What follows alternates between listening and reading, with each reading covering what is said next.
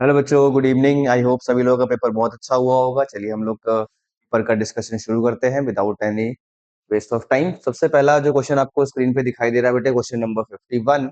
वो दिख रहा है कि कौन में से कौन सा legal set of quantum number नहीं है। लीगल सेट मतलब इनमें कौन सा इनकरेक्ट है बेटे, है ना। तो देखिए इसमें आपने एक रूल पढ़ा है कि जो m की वैल्यू होती है ना, वो m की जो वैल्यू होती है वो -L2 प्लस l होती है। ठीक है, और L यहाँ पर 2 है, तो इसका मतलब ये ऑब्वियस सी बात हो गई क्या कि M की जो वैल्यू है वो 3 नहीं हो सकती। करेक्ट, तो ये आपका नॉट लीगल कह रहा था बेटे, ये आपका करेक्ट आंसर हो जाएगा। ठीक है, चलिए क्वेश्चन नंबर 52 पे आते हैं। इनमें से कौन सा स्टेटमेंट जो है वो करेक्ट है, कौन सा फॉल्स है। ठीक, तो देखिए बेटे क्या कह रहा है, फोटो इलेक्ट्रिक इफेक्ट में the number of electrons ejected is proportional to intensity of light. ये बिल्कुल करेक्ट है, बट आपको पता है जितनी ज्यादा आप इंटेंसिटी भेजोगे लाइट की, उतनी ज्यादा वहां पर फोटोन्स एमिट होते हैं। ठीक है, तो ये करेक्ट है। और kinetic energy of ejected electron is independent of the frequency of light used.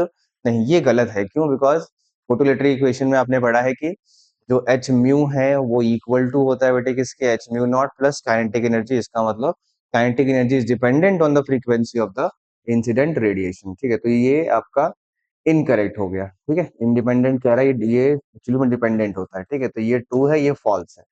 ऐसा आपका सेकंड ऑप्शन है बेटा, है ना। बोथ नहीं, सॉरी, बोथ नहीं, one is true and two is false. हाँ, one is true and two is false. Okay, चलिए नेक्स्ट क्वेश्चन पे आते हैं।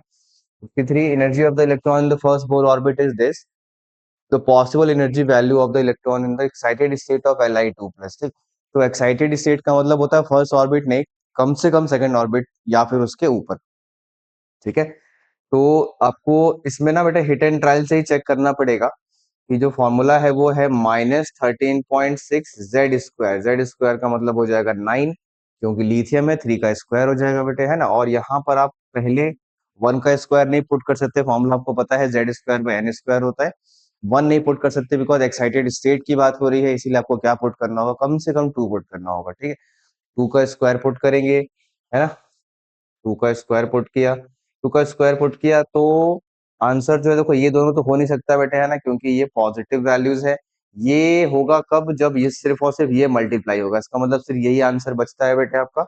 और ये भी आपका फर्स्ट एक्साइटेड स्टेट का ही होगा, मतलब सेकंड ऑर्बिट जो है वो आपका फर्स्ट एक्साइटेड स्टेट होता है, इसीलिए ये आपका आंसर हो जाएगा थर्ड वाला। ठीक है, चलिए नेक्स्ट। फ्रीक्वेंसी दे रखी है बेटे, और आपसे पूछ रहा है क्या कि फोटोन की आवृत्ति क्या है। ये तो सिंपल क्वेश्चन हो गया। स्ट्रक्चर ऑफ एटम से E is equal to H mu का जो फॉर्मूला है वो अप्लाई कर दीजिए। अब ये E है, ठीक है, और म्यू आपसे पूछा गया है, H से डिवाइड करना है, आपको डायरेक्टली आंसर मिल जाएगा। ठीक है, चलिए नेक्स्ट क्वेश्चन पे आते हैं बेटे। इनमें से अच्छा, ये कॉन्फ़िगरेशन दे रखा है बेटे, आपको पता है ये कॉन्फ़िगरेशन जो है वो कॉपर की है ना। और पीरियड पूछ रहा है और ग्रुप नंबर पूछ रहा है। देखिए, तो डी ब्लॉक का मेंबर है, तो डी ब्लॉक के मेंबर्स के लिए पीरियड कैसे निकाला जाता है बेटे, number of S plus D electrons. ठीक है, एस प्लस डी इलेक्ट्रॉन्स। ठीक है, तो एस यहाँ पर 1 है, ठीक है, और यहाँ पर डी है बेटे 10। ठीक है, तो डी इलेक्ट्रॉन्स एंड एस, ये कितना हो गया बेटे आपका 11th ग्रुप हो जा रहा है। ठीक है, और उसके बाद जो पीरियड नंबर है वो क्या होता है बेटे, पीरियड नंबर ये होगा, है ना, बिकॉज जिसमें आउटर मोस्ट शेल जिसमें इलेक्ट्रॉन होता है वही आपका क्या कहलाता है, पीरियड नंबर कहलाता है। ठीक है, तो this is the correct answer, fourth one. चलिए नेक्स्ट क्वेश्चन पे आते हैं बेटे। नेक्स्ट क्वेश्चन में कह रहा है आपसे कि हाई फर्स्ट आयनाइजेशन पोटेंशियल जो सबसे ज्यादा हाईएस्ट किसका होगा। तो बोरोन, कार्बन, नाइट्रोजन और ऑक्सीजन में आप नाइट्रोजन की कॉन्फ़िगरेशन को अगर आप ऑब्जर्व करें बेटे, तो वो क्या होता है, NH2 NP3 इसकी जनरल कॉन्फ़िगरेशन है। और NP3 एक हाफ फील्ड कॉन्फ़िगरेशन है, इसकी वजह से उससे इलेक्ट्रॉन निकालना सबसे ज्यादा टफ होगा, because half field configuration is more stable. ठीक है, तो इसीलिए आपका नाइट्रोजन आंसर हो जाएगा। चलिए नेक्स्ट क्वेश्चन पे आते हैं, 57। इनमें से टेट्राहेड्रल स्ट्रक्चर किसका है। देखिए टेट्राहेड्रल के लिए आपको क्या ढूंढना होगा बेटा, 4 बॉन्ड पेयर्स होने चाहिए, या फिर सुपर बॉन्ड पेयर जिसको आप बोल सकते हैं, डबल बॉन्ड का पेयर भी आप एक सिंगल बॉन्ड पेयर की तरह काउंट कर सकते हो। ठीक है, बस लोन पेयर नहीं होना चाहिए, है ना। तो लोन पेयर नहीं है, देखिए किसमें, इसमें लोन पेयर मिल जाएगा आपको, इसमें भी लोन पेयर मिलेगा, इसमें भी लोन पेयर मिलेगा। XCO4 में कोई लोन पेयर नहीं होगा। ठीक है, सारे के सारे सिर्फ और सिर्फ क्या है बेटे, बॉन्ड पेयर ही रहेंगे। और इन बॉन्ड पेयर्स का जो अरेंजमेंट है वो कैसा हो जाएगा, टेट्राहेड्रल अरेंजमेंट हो जाएगा। ठीक है, तो ये आपका करेक्ट आंसर है। ओके, नेक्स्ट 58 पे आते हैं। Oxygen sulphur both are the member of the same group but H2O is liquid. हमने क्लास में भी डिस्कस किया बेटा, H2O लिक्विड होता है, सिंपल सा लॉजिक है, बिकॉज H2O के अंदर प्रोमिनेंट अमाउंट में है ना, अच्छी खासी अमाउंट में क्या होती है, हाइड्रोजन बॉन्डिंग होती है, जो कि H2S के अंदर नहीं होता। ठीक है, तो आपका ये आंसर हो जाएगा 58। नेक्स्ट, अभी तक तो क्वेश्चंस काफी इजी आ रहे हैं बेटे, आई होप काफी अच्छा किया होगा आपने। नेक्स्ट क्वेश्चन है 59। 59 देखिए, 59 में आपसे अच्छा कंपाउंड है और उसका क्या पूछ रहा है, ज्योमेट्री पूछ रहा है। देखिए, तो पहले अगर मेरे को PCl5 देखूं, तो PCl5 जो है वो ट्राइगोनल बाई पिरामिडल बनाता है, ये कंपाउंड कई बार रिपीट होता है। ठीक है, तो ये आपको डायरेक्टली भी याद होना चाहिए, है ना, ट्राइगोनल बाई पिरामिडल। ठीक है, H3O+ की बात कर लें अगर, तो H3O+ में 3 बॉन्ड पेयर्स हैं, है ना, और एक लोन पेयर मिलेगा आपको, तो टोटल हो गई हाइब्रिडाइजेशन sp3, और 3 बॉन्ड पेयर और एक लोन पेयर का मतलब होता है क्या, वो पिरामिडल है स्ट्रक्चर। ठीक है, तो इस वाले का क्या हो जाएगा बेटे, पिरामिडल हो जाएगा। ठीक है, NH4+ को अगर आप देख लीजिए, तो NH4+ में कोई लोन पेयर नहीं है, चारों बॉन्ड पेयर है, तो ऐसा कब होता है, टेट्राहेड्रल में, और sp3 में होता है, तो ये टेट्राहेड्रल हो जाएगा ना। ClO2- का बेटा इसमें भी अगर आप देखें तो एंगुलर आएगा ये, है ना, ClO2- कुछ ऐसे एग्जिस्ट करेगा, Cl डबल बॉन्ड O और O-। ठीक है, तो यहाँ पर टोटल 7 इलेक्ट्रॉन्स होते हैं बेटे, यहाँ पर 2 लोन पेयर आपको दिख जाएंगे, 2 2 4 2 6 और 1 7। हाँ ठीक, तो ये भी एक प्रकार से sp3 हाइब्रिडाइजेशन ही है, 2 बॉन्ड पेयर्स हैं और 2 लोन पेयर्स हैं। ठीक है, सिग्मा बॉन्ड वाले मतलब 2 है। ओके, और 2 लोन पेयर्स है, इसकी वजह से इसका स्ट्रक्चर जो है वो कैसा होगा, एंगुलर होगा, बेंट होगा, वी शेप भी बोलते हो आप। ठीक है, तो ClO2- का एंगुलर हो गया, और ये बच गया आपका CH2 डबल बॉन्ड NH, जैसे इसमें देखिए कार्बन sp2 में है, ठीक है, नाइट्रोजन भी sp2 में है। हाँ, तो sp2 जो है वो कैसा होता है बेटे, प्लेनर होता है, इसीलिए ये पूरा कंपाउंड कैसा हो जाएगा, प्लेनर हो जाएगा। ठीक है, तो ये मैंने आंसर्स आपको टिक कर दिया, मिला लीजिए कौन सा आंसर होगा। ठीक है, चलिए नेक्स्ट 59 के बाद 60 पे आते हैं बेटे। इनमें से थर्मोडायनेमिक्स में कौन सा कन्वेंशन सही है। अच्छा, positive sign of work expresses the internal energy decrease, नहीं गलत है ये बेटे। पॉजिटिव साइन ऑफ वर्क का मतलब होता है कि इंटरनल एनर्जी इंक्रीज करेगा, W पॉजिटिव है, डेल्टा E भी पॉजिटिव होगा। ठीक है, positive sign of heat expresses that internal energy of system increases, ये बिल्कुल करेक्ट है ना, कि अगर हीट पॉजिटिव है इसका मतलब उसकी एनर्जी बढ़ रही है, तो इंटरनल एनर्जी राइज शो करेगा। ठीक है, ये करेक्ट है बेटे। Next, enthalpy of vaporisation of water is the entropy of vaporisation, ये अगेन थर्मोडायनेमिक्स का क्वेश्चन है बेटे, डायरेक्ट फॉर्मूला बेस्ड है ना, कैसे करेंगे देखिए। ठीक है, तो ये आपका एंट्रोपी चेंज ऑफ वेपराइजेशन का फॉर्मूला क्लास में भी हमने पढ़ा है, it is equals to enthalpy of vaporisation by temperature, कौन सा, बॉइलिंग पॉइंट। ठीक है, टेम्परेचर बॉइलिंग पॉइंट। ठीक है, तो आपको क्या करना है, इसको कन्वर्ट कर देना है बेटे जूल्स में, तो ये हो जाएगा 186,500, है ना, और डिवाइडेड बाय कर दोगे आप क्या, 373, जो कि बॉइलिंग पॉइंट है किसका बेटे, वाटर का। ठीक है, तो इससे आपको करेक्ट आंसर मिल जाएगा। ठीक है, देख लीजिएगा इसको सॉल्व करके। 61 इसको सॉल्व करके आई गेस, जहां तक मुझे याद आ रहा है ये 500 आता है, तो इसका मतलब 0.5 किलो जूल हो जाएगा। ठीक है, तो ये आपका बेटे 61, उसके बाद आता है 62 पे। देखिए, डिसोसिएशन एनर्जी ऑफ CH4 दिया है एंड दैट ऑफ C2H6 दिया है, CC बॉन्ड का पूछा, ये भी हमने मॉड्यूल का क्वेश्चन है, इनफैक्ट है ना, मॉड्यूल से डायरेक्ट क्वेश्चन है ये। तो देखिए CH4 जो आपकी कोटा क्लासेस की मॉड्यूल है, CH4 की जो बॉन्ड डिसोसिएशन एंथैल्पी है वो 360 है, और आपको पता है कि CH4 में 4 CH बॉन्ड होते हैं, करेक्ट, 4 CH बॉन्ड होते हैं, एक CH बॉन्ड की बॉन्ड डिसोसिएशन एंथैल्पी हो गई 90, 4 से डिवाइड किया आपने, किलो जूल्स। ठीक है, फिर जब आपने C2H6 का देखा, तो C2H6 में देखिए क्या क्या होता है, टोटल आपको 6 बॉन्ड्स मिलेंगे CH के, है ना, टोटल आपको 6 बॉन्ड्स मिलेंगे CH के, और एक मिलेगा CC का, इन सभी का मिला करके टोटल 620 है, 620। तो CH जो टोटल 6 है ना, 3 3 6, उसका टोटल हो जाएगा बेटे 90 इंटू 6, दैट इज 540। ठीक है, 90 इंटू 6 540। ठीक है, प्लस CC है ना, प्लस CC सीसी का आप क्या अज्यूम करोगे बेटे, एक्स अज्यूम करोगे, ठीक है, जिसका आपको निकालना है, ठीक है। तो एक्स की जो वैल्यू है वो क्या हो जाएगी बेटे, 80, है ना, एक्स की वैल्यू क्या हो जाएगी, 80। तो ये हो गया आपका 80, 62 का 4। ओके, चलिए नेक्स्ट क्वेश्चन पे आते हैं। ये एक रिवर्सिबल रिएक्शन है, ये आ गया बेटा आपका केमिकल इक्विलिब्रियम का क्वेश्चन, है ना, काफी बैलेंस पेपर है। अभी तक ऑर्गेनिक के सवाल नहीं दिखे, मे बी वो आगे दिखेंगे, ठीक है, चलिए देखते हैं।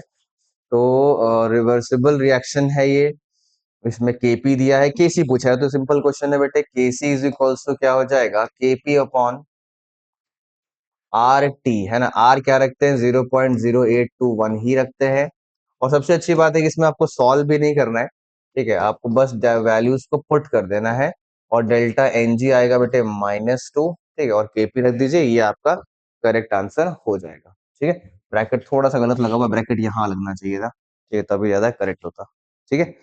चलिए नेक्स्ट 63 के बाद 64 पे आते हैं। In gaseous equilibrium H2 and I2 जो है वो मिक्स किया गया है, concentration of H2 gas increase by adding it's extra amount, ठीक है बेटे, यहाँ देखिए ये शिफ्टिंग ऑफ इक्विलिब्रियम पे क्वेश्चन होगा, जिसमें H2 और I2 को ऐड करके क्या बना रहा है, HI बना रहा है। तो अगर आप H2 को ऐड करोगे तो रिएक्शन जो है वो कहाँ शिफ्ट करेगी बच्चे, फॉरवर्ड की तरफ शिफ्ट करेगी, ठीक है। लेकिन शिफ्ट करने के दौरान ऐसा नहीं होता है कि जो भी H2 आपने ऐड किया है वो सारा का सारा कंज्यूम हो जाता है, कुछ अमाउंट बच ही जाता है। तो मतलब ओरिजिनल से अगर कंपेयर करें तो ओरिजिनल से उसका अमाउंट इंक्रीज ही रहता है, ठीक है, I2 का डिक्रीज कर जाएगा और HI का इंक्रीज कर जाएगा, ठीक है। तो final equilibrium concentration of I2 will be same, गलत हो गया, ये डिक्रीज करेगा बेटे। Final equilibrium concentration of HI will be less, नहीं ये भी गलत है, ये भी इंक्रीज करेगा। Final equilibrium concentration of gases hydrogen iodine and will be more than the, नहीं सबका सबका ज्यादा नहीं होगा बेटे, आयोडीन का सॉरी आयोडीन का डिक्रीज करेगा, ठीक है। Final equilibrium concentration of the gases hydrogen will be more than the previous equilibrium, ये करेक्ट है। जैसे मैंने क्या बताया कि आप H2 आपके पास जो स्टार्टिंग ऑफ टाइम में था, जो प्रीवियस इक्विलिब्रियम था उसमें वो जो भी होगा, उसमें अगर आपने कुछ ऐड किया, ठीक, तो फिर उसकी अमाउंट धीरे धीरे रेड्यूस करेगी, पर रेड्यूस करके उसी के बराबर नहीं आ जाएगा जो पहले था, ऐसा नहीं होगा, रेड्यूस करेगा पर थोड़ा बहुत रेड्यूस करेगा। तो अगर आप प्रीवियस इक्विलिब्रियम से कंपेयर करें, उससे तो ज्यादा ही रहेगा, ठीक है। तो ये आपका एक बढ़िया कंसेप्चुअल सवाल पूछा हुआ है, ठीक है, 64 का question number 4, answer number 4। Next, pH of water is 7, water is heated, तो ये हमने क्लास में भी डिस्कस किया बेटे कि अगर आप टेम्परेचर को बढ़ाते हो तो पानी ओवरऑल न्यूट्रल रहता है, पीएच डिक्रीज कर जाता है, ठीक है, बिकॉज स्केल ही छोटा हो जाता है, ठीक है। तो pH will decrease but solution will be neutral, okay. This is 65। 66 में देखिए, BaCl2 और Al2SO4 होल थ्राइस की रिएक्शन कराई गई है, ठीक है। तो इसमें हम लोग उपाय क्या लगाएंगे बेटे, दोनों के ना मल्टीप्लाई करेंगे, इसमें आप मोल से नहीं इक्विवेलेंट कंसेप्ट से करो। इसको जब आप मल्टीप्लाई करोगे तो आपको मिलेगा 6 milli equivalents of BaCl2, 6 milli equivalents of, that is normality into volume से क्या मिलता है, मिली इक्विवेलेंट्स में, ठीक है। सिमिलरली जब आप इसको मल्टीप्लाई करोगे तो ये मिलेगा आपको 12 मिली इक्विवेलेंट्स ऑफ क्या, another compound that is Al2SO4 whole thrice, ठीक। तो लॉ ऑफ इक्विवेलेंट्स के अकॉर्डिंग हमने ये पढ़ा है कि जो नंबर ऑफ इक्विवेलेंट्स होते हैं वो इक्वली रिएक्ट करते हैं और बनता भी सेम है, 6 और 12 में से 6 की रिएक्शन होगी, और जो BaSO4 वो भी 6 मिली इक्विवेलेंट ही बनेगा। तो 6 मिली इक्विवेलेंट का मतलब हो गया 6 × 10⁻³ इक्विवेलेंट्स, ठीक है। और इक्विवेलेंट से मोल कैसे निकालते हैं बेटे, तो आप उसको n फैक्टर से डिवाइड करते हो, ठीक है, तो मोल आ जाएगा वहां से। मोल क्यों निकालना है, बिकॉज अल्टीमेटली मास निकालना है, ठीक है। तो मोल जो है इसका जो एन फैक्टर है वो कैसे होगा बेटे, BaSO4 का वो होगा 2, तो आपने वो 2 से डिवाइड कर दिया, और इसका जो मोलर मास होता है BaSO4 का वो होता है 233, ठीक है। तो ये आपका करेक्ट आंसर देगा बेटे, और सॉल्व करके क्या आ जाएगा, 0.70, ओके। नेक्स्ट, इनमें से कौन सा इक्वेशन जो है वो करेक्ट है, कौन सा, क्या चीज, अच्छा क्या चीज रेड्यूस हुई है और क्या चीज ऑक्सीडाइज हुई है वो देखते हैं बेटे। तो ब्रोमीन का यहाँ पर ऑक्सीडेशन नंबर 0 है, यहाँ पर -1 है, और BrO3 माइनस होता है इसलिए +5 है। तो ब्रोमीन का ही ऑक्सीडेशन हुआ है और रिडक्शन भी हुआ है, जिसको हम लोग स्पेशल टाइप का रिएक्शन बोलते हैं क्या, डिसप्रपोर्शनेशन रिएक्शन या फिर ऑटो रिडॉक्स रिएक्शन। ठीक है, दोनों ही आपका इसमें ऑप्शन में है क्या, bromine is reduce as well as oxidise, तो ये करेक्ट। ठीक है, नेक्स्ट, इनमें से इनकरेक्ट क्या है, canonical structure contribute to the actual structure in the proportion, बिल्कुल करेक्ट है भाई, ये बिल्कुल भी इनकरेक्ट नहीं है। ठीक है, तो ये करेक्ट है, बिकॉज जो रेजोनेटिंग स्ट्रक्चर्स होते हैं, ऑर्गेनिक का पहला सवाल आ गया बेटा, है ना, जो रेजोनेटिंग स्ट्रक्चर्स होते हैं वो, उनमें जो हाइब्रिड होती है बेसिकली, ठीक है, जो फाइनल स्ट्रक्चर होता है, जो रियल स्ट्रक्चर होता है, उसमें कौन सा ज्यादा डोमिनेटिंग होगा, वो डिपेंड करता है कि सबसे ज्यादा स्टेबल कैनोनिकल स्ट्रक्चर कौन है। ठीक है, तो energy of resonance hybrid structure of A molecule is much lower than that of, हाँ ठीक है, ये भी करेक्ट है बेटे, हाइब्रिड जो होता है उसकी एनर्जी बाकी सभी से क्या होती है, कम ही होती है। ठीक है, तभी वो रियल में एग्जिस्ट करता है। ठीक, डिफरेंस जो है, हाँ ठीक है, ये सही है बेटा, एक्चुअल स्ट्रक्चर और लोवेस्ट एनर्जी, एक्चुअल स्ट्रक्चर का मतलब रेजोनेंस हाइब्रिड की बात हो रही है, और लोवेस्ट एनर्जी रेजोनेंस मतलब उन सब में जो सबसे मोस्ट स्टेबल रेजोनेटिंग स्ट्रक्चर है और जो रेजोनेंस हाइब्रिड है, इन दोनों के बीच का जो एनर्जी गैप होता है, इसी को आप क्या बोलते हैं बेटे, रेजोनेंस एनर्जी बोलते हैं। ठीक है, ये भी करेक्ट है। Lesser the number of more contributing structures, more नहीं, ये तो गलत है बेटे, लेसर द नंबर नहीं होगा, हाइयर द नंबर होगा, जितना ज्यादा कंट्रीब्यूटिंग स्ट्रक्चर्स होंगे, ठीक है, उतनी ज्यादा उसकी रेजोनेंस एनर्जी होगी। ठीक है, चलिए नेक्स्ट, इनमें से करेक्ट नंबरिंग जो है वो कौन सा है, तो करेक्ट नंबरिंग के लिए आप देखिए बेटे, फंक्शनल ग्रुप लगे हैं, दो है, एक OH है और एक SH है, दोनों में प्रायोरिटी किसकी बेहतर होती है, OH की होती है। नंबरिंग आप ऑब्वियसली OH से स्टार्ट करोगे और ध्यान रखोगे जो अगला OH है उसको भी आपको लोअर नंबर ही देना है। ठीक है, तो अगर आप OH की नंबरिंग स्टार्ट, फिर देखिए ये रहा बेटे, यहाँ से 1 से शुरू किया आपने, और अगर आप ऊपर जाते तो SH को लोअर नंबर मिलता और इसको हाइयर मिलता, तो ये हमारी प्रायोरिटी नहीं है, हमारी प्रायोरिटी है OH को ही लोअर नंबर देने की, तो इसीलिए ये आपका करेक्ट आंसर हो जाएगा। आप SH से शुरुआत नहीं कर सकते क्योंकि वो लोअर प्रायोरिटी पे। ठीक, न्यूमैन प्रोजेक्शन है, और इसमें आपको बताना है कि कौन सा फॉर्म ज्यादा स्टेबल होगा। देखिए, तो इसमें दो फॉर्म दिख रहे हैं बेटे आपको, एक एंटी फॉर्म है, एक गॉश फॉर्म है। ठीक है, एंटी फॉर्म और गॉश फॉर्म में ज्यादा स्टेबल होगा बेटे आपका गॉश फॉर्म, क्यों, बिकॉज गॉश फॉर्म के अंदर मिलेगा आपको क्या, देखिए ऐसा अगर मैं स्ट्रक्चर बनाता हूँ, ठीक है, तो गॉश फॉर्म के अंदर आपको मिल जाएगा,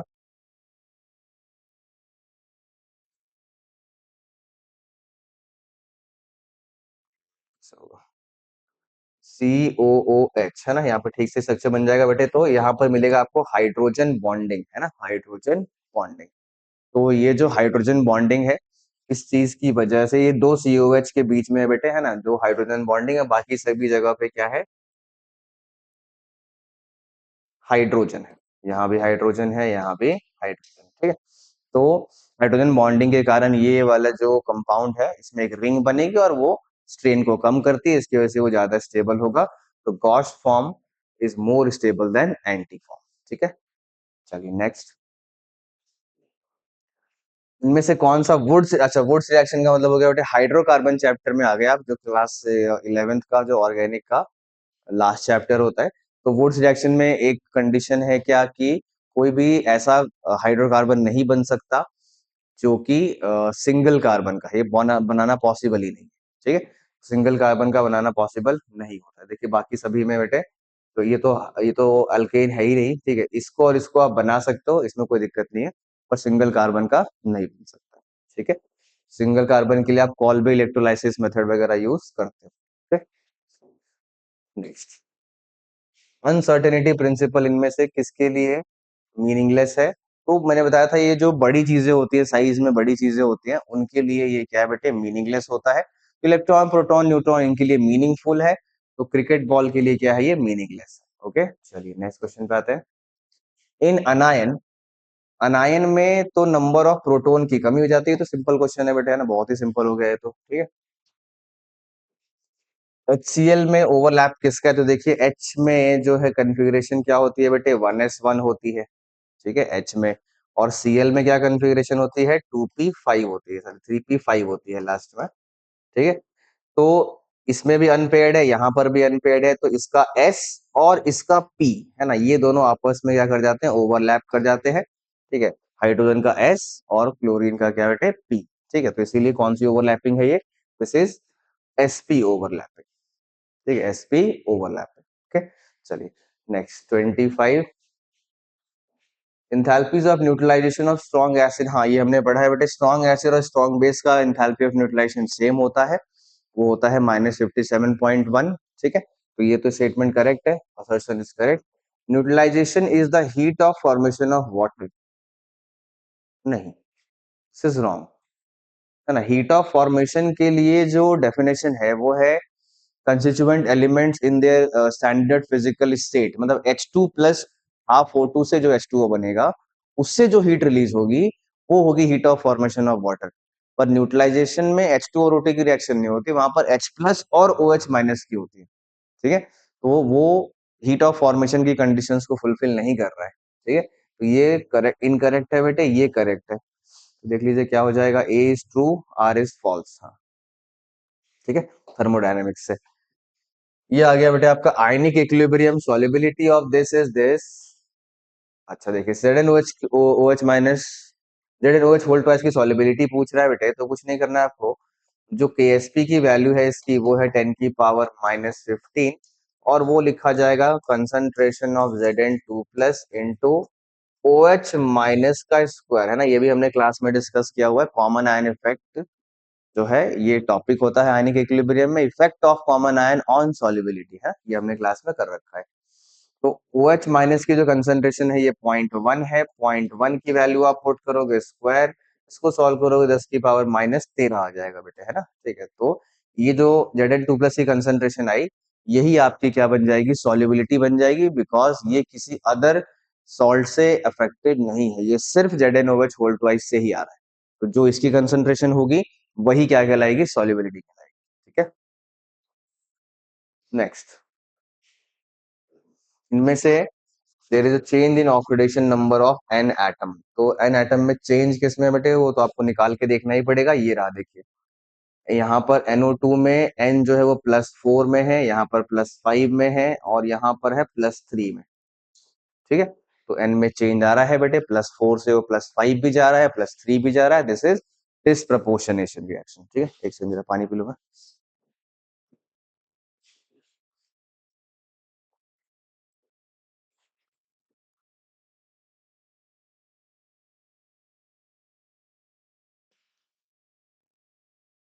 चलिए बेटे आगे बढ़ते हैं। Next 78, stability of trivalent cations of group 3A will be, ना ये तो एक सिंपल सा फैक्ट है बेटा, आपने पढ़ा होगा।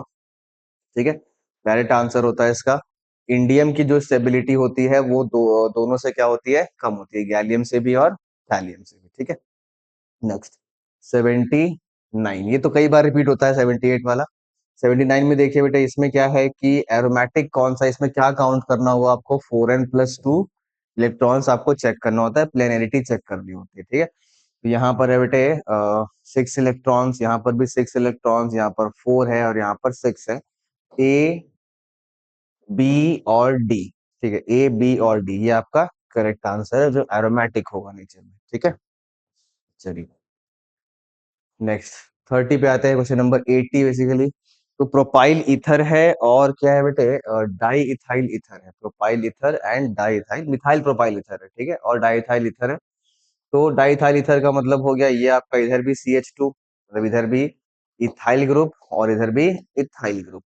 और मिथाइल प्रोपाइल ईथर का क्या मतलब है बेटे, इधर आपका ऑक्सीजन है, एक तरफ आपका मिथाइल है और एक तरफ आपका प्रोपाइल है।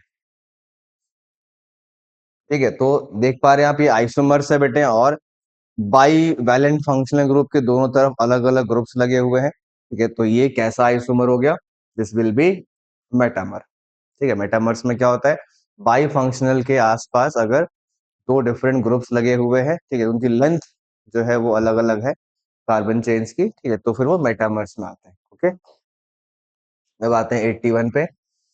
बॉइलिंग पॉइंट का क्या, देखिए बॉइलिंग पॉइंट का जो लेना देना होता है बेटे, वो क्या होता है, ये आपने हाइड्रोकार्बन में पढ़ा होगा, इसका लेना देना होता है किससे, सरफेस एरिया से। ठीक है, जितनी ज्यादा सरफेस एरिया होती है उतनी ज्यादा बॉइलिंग पॉइंट होती है। ओके, और सरफेस एरिया का जो डिपेंडेंसी है वो है ब्रांचिंग के ऊपर, अगर ब्रांचिंग बढ़ेगी सरफेस एरिया घट जाती है, सरफेस एरिया घट जाती है। ठीक है, तो देखिए 2 ब्रोमो ब्यूटेन में क्या है, 1 2 3 और 4, यहाँ पर आपका बी आर लगा हुआ है बेटे। ठीक है, दूसरा क्या है, 2 ब्रोमो 2 मिथाइल प्रोपेन है ना, 1 2 3, ये आपका बी आर है और ये आपका क्या है, मिथाइल। और 1 ब्रोमो ब्यूटेन, 1 ब्रोमो ब्यूटेन का मतलब हो गया, देखिए 1 2 3 और 4, और देखिए तो ये आपका एक ऐसा स्ट्रक्चर हुआ जो अभी तक का लॉन्गेस्ट चेन है। लॉन्गेस्ट चेन होने से क्या होता है, सरफेस एरिया बढ़ जाती है। ठीक है, तो सरफेस एरिया अगर बढ़ेगा तो वॉल्यूम पॉइंट इसका सबसे ज्यादा, मतलब सी वाले का सबसे ज्यादा हो गया बेटा, है ना। और इसमें देखिए ब्रांचिंग ज्यादा है, 2 ब्रांचिंग है, इसमें एक ही ब्रांचिंग है। तो ब्रांचिंग से मैंने क्या बताया, ब्रांचिंग होने से सरफेस एरिया घटता है। ठीक है, और बॉइलिंग पॉइंट भी घट जाती है। ठीक है, तो पहले सी हो जाएगा, फिर आपका ये वाला हो जाएगा, ये क्या था भाई, this was A and then B. तो सी ए बी है ना, ये ऑर्डर है आपका बॉइलिंग पॉइंट का। ठीक है, चलिए आगे बढ़ते हैं। Methane, methane has primary carbon secondary, ये तो बहुत सिंपल हो गया बेटे, इसमें सिर्फ और सिर्फ एक ही कार्बन होता है जो किसी अदर कार्बन से अटैच नहीं होता, इसलिए प्राइमरी बोलते हैं। Bond order different from that in CO, देखिए सीओ में जो बॉन्ड ऑर्डर है बेटे वो 3 है। ठीक है, 3 है ना, कैसे, ये मैंने पिछले वीडियोस में भी डिस्कस किया है कई बार, कि आप 14 इलेक्ट्रॉन्स का रेफरेंस ले सकते हैं, 14 का, जिसमें इलेक्ट्रॉन्स है 14 में, 14 इलेक्ट्रॉन्स है अगर, तो उसका बॉन्ड ऑर्डर 3 है। और जैसे जैसे आप इलेक्ट्रॉन को बढ़ाते हो 1 यूनिट से या फिर 1 यूनिट से घटाते हो, तो बॉन्ड ऑर्डर 0.5 से चेंज करता है दोनों तरफ। ठीक है, चेंज करने का मतलब क्या, अगर आप 14 था, 13 किया तो 2.5 हो जाएगा। ठीक है, 3 से 1.5 घट गया। ठीक है, फिर अगर आपने उसको 12 किया तो वो 2 हो जाएगा। फिर वही चीज नीचे भी है, 14 के नीचे है 15 फिर 16, तो वो हो जाएगा 2.5 एंड 2, 3 से दोनों तरफ घटता है, मतलब ऊपर जाएंगे तब भी घटेगा, नीचे आते हैं तब भी घटता है। ठीक है, तो इस टेक्निक से अगर करें आप, तो देखिए इसमें 14 इलेक्ट्रॉन्स है, बॉन्ड ऑर्डर 3 होगा। इसमें 8 और 7 15 और एक ये प्लस है, इसमें भी 14 इलेक्ट्रॉन्स है, बॉन्ड ऑर्डर 3 होगा। ठीक है, अब इसमें देखते हैं भाई सी और एन, तो सी में है 6 इलेक्ट्रॉन्स और इसमें है बेटे 7 इलेक्ट्रॉन्स। ठीक है, और एक नेगेटिव है, तो 7 और 6 13, एक 14, 14 इलेक्ट्रॉन्स इसमें भी बॉन्ड ऑर्डर 3 होगा। इसमें देखते हैं, इसमें है 7 और ऑक्सीजन का 8। ठीक है, तो 7 और 8 हो गया 15, और एक नेगेटिव चार्ज भी इसकी वजह से क्या आएगा, इसके ऊपर 16 इलेक्ट्रॉन, तो इसका बॉन्ड ऑर्डर 3 नहीं होगा। ठीक है, तो इसमें से पूछ रहा है कि डिफरेंट फ्रॉम सीओ, तो सीओ का 3 था। ठीक है, और इसका 3 नहीं है, इसका मतलब करेक्ट आंसर क्या हो गया बेटे, आपका फर्स्ट वाला, बाकी सभी का 3 है, जो ऑप्शन नंबर 2 3 एंड 4 है, इन सभी का बॉन्ड ऑर्डर क्या है बेटे, 3 है। ठीक है, चलिए नेक्स्ट क्वेश्चन पे आते हैं। IUPAC name of the tetra tertiary butyl methane, देखिए कुछ नहीं है बेटे, मीथेन जो है एक सिंगल कार्बन है। ठीक है, और टेट्रा टर्शरी ब्यूटाइल का मतलब क्या है कि एक कार्बन के आसपास टोटल 4 टर्शरी ब्यूटाइल ग्रुप लगे हुए हैं। ठीक है, तो टर्शरी ब्यूटाइल ग्रुप कैसा दिखता है वो देखिए, यहाँ पर आपका 1 2 3 है ना, ये आपका टर्शरी ब्यूटाइल ग्रुप है। और ऐसे एक नहीं, टोटल कितने ग्रुप्स लगे हैं बेटे, 4 ग्रुप लगे हैं। ठीक है, तो ऐसे करके आपको स्ट्रक्चर इसका बनाना है। ये एक ऑब्वियसली एक कॉमन नेम है, आईयूपीएसी नेम नहीं है। ठीक है, तो ये आपका देखिए 4 हमने टर्शियरी ब्यूटाइल ग्रुप लगा दिया। एक हाइपोथेटिकल कंपाउंड है, रियल में एग्जिस्ट नहीं करता है, पर इसका आईयूपीएसी नेम भी नहीं पूछा आपसे, सिर्फ ये पूछा है पेरेंट चेन में कितने कार्बन होंगे, तो आपको लॉन्गेस्ट चेन गिनना होगा। देखिए लॉन्गेस्ट चेन बेटा कहीं से भी लेंगे आप, वो क्या आएगा, 5 ही आएगा। ठीक है, देखो 1 2 3 4 और 5 है ना, 1 2 3 4 5, 1 2 3 4 5, कहीं से भी आप देखोगे बेटे, जो लॉन्गेस्ट चेन आएगी वो क्या आएगी, 5 की आएगी, बिकॉज ये पूरा कंपाउंड ही सिमेट्रिक है। ठीक है, तो सेम ही आना है। ठीक है, तो आपका आंसर क्या हो जाएगा, 5 हो जाएगा। ठीक है, चलिए नेक्स्ट 85 पे आते हैं। इनमें से किसमें हाइब्रिडाइजेशन और स्ट्रक्चर दोनों में ही चेंज है।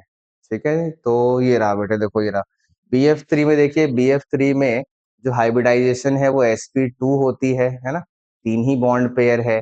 और BF4 माइनस में sp3 होता है। ठीक है, तो दोनों चेंज कर रहे हैं, sp2 में जो स्ट्रक्चर होगा बेटे वो क्या होगा, प्लेनर, और sp3 में क्या होगा, टेट्राहेड्रल। ठीक है, तो हाइब्रिडाइजेशन भी और ज्योमेट्री भी, दोनों ही चीजें चेंज कर रहे हैं। तो आंसर क्या हो जाएगा? थर्ड।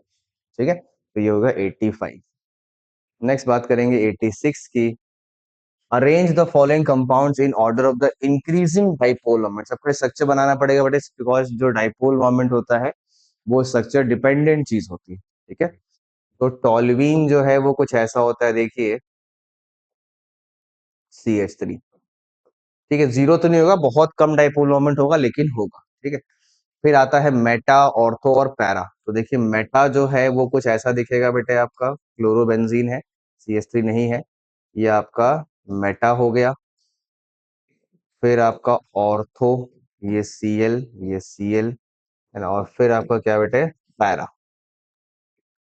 तो देखो भाई, जिसका जीरो है ना वो ये है, तो ये लोएस्ट वैल्यू, इससे इससे तो कम कुछ नहीं हो सकता भाई, हाँ की ना? ठीक है, तो ये लोएस्ट है बिकॉज ये दो डाइपोल से अपोजिट डायरेक्शन में एक दूसरे को कट करेंगे। ऑर्थो और मेटा में कैसे डिसाइड होगा?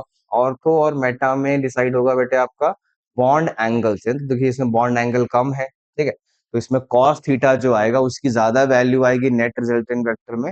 ठीक है, और इसकी जो डाइपोल मोमेंट है वो मेटा से क्या हो जाएगी? ज्यादा। तो ऑर्डर हो गया पहले ऑर्थो, फिर आ गया आपका बेटे मेटा। ठीक है, और इसका जीरो तो ये लास्ट में आएगा, तो इसके पहले कौन बचा? ये बचा इसका, क्योंकि इसका नॉन जीरो है, कुछ तो है ही। CH3 जो है वो कुछ तो डाइपोल मोमेंट क्रिएट करेगा ही करेगा एज कंपेयर टू लास्ट वाला। लास्ट वाला जीरो है। ठीक है, तो ऑर्थो मेटा, फिर आपका आ जाएगा क्या? टॉलवीन, और लास्ट में आएगा पैरा। ठीक है, तो ऐसा कुछ ऑप्शन देखिए, ortho meta toluene then para. तो 3 2 1 एंड 4, 3 2 1 एंड 4 ये रहा बेटे, 3 2 1 एंड 4। ठीक है, तो ये हो गया आपका डाइपोल मोमेंट का ऑर्डर। ठीक, चलिए नेक्स्ट क्वेश्चन पे आते हैं। हाई इलेक्ट्रॉन नेगेटिविटी है तो इनमें से कौन सा करेक्ट होगा? टेंडेंसी टू फॉर्म पॉजिटिव नहीं, गलत है बेटा। अगर इलेक्ट्रॉन नेगेटिविटी ज्यादा है तो टेंडेंसी होगी उसकी नेगेटिव आयंस बनाने की। ठीक है, हाई आयनाइजेशन, हाँ ये करेक्ट है भाई। अगर कोई चीज इलेक्ट्रॉन को अपनी तरफ अट्रैक्ट कर रहा है, ठीक है, तो इसका मतलब अगर उससे आप इलेक्ट्रॉन निकालना चाहेंगे तो ये काफी ज्यादा टफ टास्क हो जाएगा। ठीक है, तो इसीलिए इसकी आयनाइजेशन पोटेंशियल, आयनाइजेशन एनर्जी काफी ज्यादा होगी। ठीक है, पीरियोडिसिटी का क्वेश्चन है बेटे ये। रेजोनेटिंग स्ट्रक्चर जो है इनमें से contribute to the actual structure के इस प्रोपोर्शन में, तो स्टेबिलिटी है, ये हमने पहले भी डिस्कस किया बेटे कि जो फाइनल हाइब्रिड होता है उसमें सबसे ज्यादा परसेंटेज कौन सा होगा, कौन से रेजोनेटिंग स्ट्रक्चर का होगा, वो डिपेंड करता है उस रेजोनेटिंग स्ट्रक्चर की स्टेबिलिटी के ऊपर। ठीक है, ये करेक्ट है। नेक्स्ट 89। 89 में क्या है बेटे? Neutral atom the lowest ionisation potential when the electronic configuration is. Lowest ionisation potential होने के लिए क्या होना चाहिए बेटे? कि बहुत आसानी से इलेक्ट्रॉन निकल जाए, जो कि एस ब्लॉक मेंबर्स जो होते हैं वो काफी आसानी से इलेक्ट्रॉन्स को अपने आप से रिलीज करवा सकते हैं। प्रीटी ऑब्वियस है ये, क्योंकि सिंगल इलेक्ट्रॉन है, एस ब्लॉक का मेंबर है, तो काफी आसानी से इलेक्ट्रॉन वहां से निकल जाएगा। ठीक है, ये हुआ बेटे 89। नेक्स्ट आते हैं 90 पे। Second atom is larger than the first. अच्छा, ये तो गलत हो गया भाई, Br नीचे आता है, पीरियड नंबर उसका बड़ा है, साइज बड़ा होगा। Na और Mg में Na बड़ा है, Mg छोटा है, बिकॉज लेफ्ट से राइट जाते हुए साइज क्या होती है बेटे? घटती है। Sr और Ca में Ca छोटा है, Sr बड़ा है, पीरियड नंबर इसका बड़ा है, तो ये भी गलत हो गया। नाइट्रोजन और फास्फोरस में फास्फोरस बड़ा है, हाँ, बिकॉज इसका पीरियड नंबर बड़ा है। ठीक है, पीरियड नंबर ज्यादा होने से शेल जो है वो ज्यादा उसके अंदर ऐड होते हैं और साइज बड़ा होता है। ठीक है, 1 mole each of the ethene and propyne Na के साथ रिएक्शन कराएगा टू फॉर्म H2। तो देखिए Na जो है ना वो किस पे एक्ट नहीं करेगा बेटे? इथीन पे कोई एक्ट नहीं करेगा। वो एक्सट्रैक्ट करेगा सिर्फ और सिर्फ किसको? जो प्रोपाइन का हाइड्रोजन है उसको वहां से वो रिमूव करेगा। ठीक है, तो प्रोपाइन का जो हाइड्रोजन है वो HC ट्रिपल बॉन्ड CH और Na। अब क्योंकि दोनों का एक एक मोल ही है, एक ही हाइड्रोजन यहाँ से निकल पाया। अगर 2 मोल होता किसका? Na का, तो दोनों हाइड्रोजन निकलता। ठीक है, तो एक ही मोल वहां से H निकल पाएगा, और वो H जो है वो किस फॉर्म में रहेगा बेटे? आपका H2 के फॉर्म में रहेगा, क्योंकि H जो है ऐसे एग्जिस्ट करता नहीं है। C-Na+ बन गया, और ये बन जाएगा बैलेंस करके हाफ H2। ठीक है, एक ही H निकला, ठीक है, और वो हाफ H2 में हमने उसके फॉर्म में लिख दिया बिकॉज वो डायटोमिक फॉर्म में एग्जिस्ट करता है। ओके, अब हाफ H2 निकला है तो 1 मोल H2 का जो वॉल्यूम होता है वो 22.4 होता है, लेकिन क्योंकि हाफ ही मोल H2 निकला है इसीलिए जो वॉल्यूम आएगी बेटे वो 22.4 नहीं आएगी, वो कितनी आएगी, वो आएगी 11.2 लीटर्स, 11.2 लीटर्स। ठीक है, तो ये आपका हाइड्रोकार्बन का क्वेश्चन है बेटे। 3-4 क्वेश्चन हाइड्रोकार्बन के भी दिखे हैं मुझे अभी तक। H3BO3 है, अगेन आ गया आपका आयनिक इक्विलिब्रियम का। ठीक है, H3BO3 के बारे में हमने क्लास में डिस्कस किया है, ये एक ब्रोंसेड एसिड होता है, और ये भी पढ़ा है हमने कि सारे ब्रोंसेड जो हैं वो लुईस एसिड भी होते हैं। ठीक है, तो अगर आपको दिख रहा है कुछ ऑप्शन में दोनों ही चीजें दिख रही है ना, वीक तो है ही है, मोनो बेसिक भी है बिकॉज ये एक ही H प्लस रिलीज कर सकता है, वो भी इनडायरेक्ट तरीके से, डायरेक्टली नहीं, खुद नहीं। ठीक है, तो अगर ये दोनों ऑप्शन आपके पास है तो आप क्या लगाओगे बेटे, करेक्ट में ल्यूविस लगाओगे, है ना। अगर ल्यूविस नहीं होता वहां पर, अर्हेनियस लिखा होता, तब हम ब्रॉन्सेड लगा सकते थे। ठीक है, क्योंकि दोनों में एक सेलेक्ट करना है तो लुविस एक ज्यादा बड़ा डेफिनेशन है। ठीक, मतलब सारे ब्रॉन्सेड जो आप लुविस बोल सकते हो। ओके, तो IUPAC name of the following compound क्या होगा बेटे इसके अंदर, इसमें आपको फंक्शनल ग्रुप देखना है। पहले फंक्शनल ग्रुप आपका वो है डबल बॉन्ड है, उसको आपको लोअर नंबर देना होगा। ठीक है, लोअर नंबर देना होगा, तो नंबरिंग यहाँ से स्टार्ट होगी बेटे, है ना, 1 से शुरू होगी, है ना, यहाँ से शुरू होगी numbering. This will be 1, this will be 2, this will be 3, then 4 and then 5। ठीक है, ट्रांस फॉर्म आपको दिख ही रहा है, क्योंकि ट्रांस तो नहीं बोलते एग्जैक्टली, ये इजेड वाला फॉर्म होना चाहिए था। ठीक है, लेकिन फिर भी ये चीज आप देख सकते हो कि क्योंकि दो हाइड्रोजन्स हैं वो दो अपोजिट साइड में हैं, दो हाइड्रोकार्बन है वो दो अपोजिट साइड में है, ट्रांस भी आप यहाँ पर वर्ड यूज कर रहे हैं। ठीक है, तो ट्रांस का जो फॉर्म है वो आप ले सकते हो, 2 पे क्लोरो है बेटे, और 3 पे आयोडो है, और पेंटीन है 4-5 कार्बन के, और 2 पे, हाँ ठीक है, तो ये आपका करेक्ट आंसर है, 93 का 2 है। ठीक है, चलिए, वैसे ये जो लास्ट वाले क्वेश्चंस होते हैं इसमें यही सब क्वेश्चन करना होता है, न्यूमेरिकल्स मत किया करें। जो लास्ट के जो क्वेश्चंस हैं, जो सेक्शन बी वाला क्वेश्चन है, उसमें आप वही क्वेश्चंस करें जो डायरेक्टली देख करके बनता है, न्यूमेरिकल में टाइम वेस्ट ना करें। ठीक है, is correct for second line of बामर। जैसे ये काफी सिंपल क्वेश्चन आ गया भाई, बामर में क्या होता है कि 2 पे आना होता है ना, 2 पे आने के लिए फर्स्ट लाइन होगी क्या, 3 से 2, सेकंड लाइन क्या हो जाएगी, 4 से 2। ठीक है, तो यही वो क्वेश्चन है जो आपको सॉल्व करने चाहिए सेक्शन बी में। Next, 1 mole of monoatomic ideal gas expands, ठीक है, adiabatically at initial temperature T against the constant external pressure of 1 atm from, देखो कांस्टेंट एक्सटर्नल प्रेशर बोल दिया। ठीक है, तो आप ना वर्क का जो फॉर्मूला है वो क्या यूज नहीं कर सकते एडियाबैटिक में, वो होगा P2V2 minus P1V1 by gamma minus 1, ये यूज नहीं कर पाओगे आप। ठीक है, तो फिर क्या यूज करेंगे बेटे वर्क के लिए, वर्क का जो फॉर्मूला है एडियाबैटिक में, पहले तो आप फर्स्ट लॉ लगा दो, है ना। फर्स्ट लॉ क्या होता है, delta E is equals to Q plus W, तो क्यू हो जाएगा 0, है ना, हीट हो गया 0, और डेल्टा ई किसके इक्वल होता है बेटे, एन सीवी डेल्टा टी, है ना, तो एन है आपका 1।